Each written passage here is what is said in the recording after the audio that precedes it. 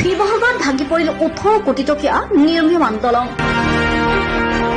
ভাগিল দিখৌৰ চিৰিপুৰীয়া আজানপীৰ দৰগাহ সংযোগী দলং। সম্পূৰ্ণৰূপে বহি গ'ল নিৰ্মাণৰত দলঙৰ মাজভাগ। দিখৌ নৈৰ ওপৰত নিৰ্মাণ কৰি থকা হৈছে দলংখন। ত্ৰিশূৰ এণ্টাৰপ্ৰাইজ নামৰ প্ৰতিষ্ঠানটোৱে চলাইছে নিৰ্মাণ কাৰ্য। চৰাইদেউৰ পৰা ফাৰহান লস্কৰ ৰিপৰ্ট, আছাম লাইভ 7। আপুনি আপোনাৰ সন্তানৰ নামভৰ্তি কৰিলেনে? অপেক্ষা কিহৰ?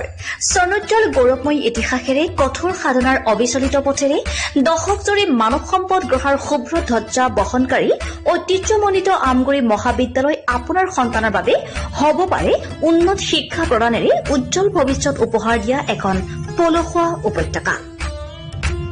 মহাবিদ্যালয়খনে উচ্চতৰ মাধ্যমিক চূড়ান্ত পৰীক্ষাত অসমৰ ভিতৰতে দ্বিতীয় আৰু সপ্তম স্থান দখল কৰি দুবাৰকৈ অঞ্চলটোলৈ গৌৰৱ কঢ়িয়াই আনিছে।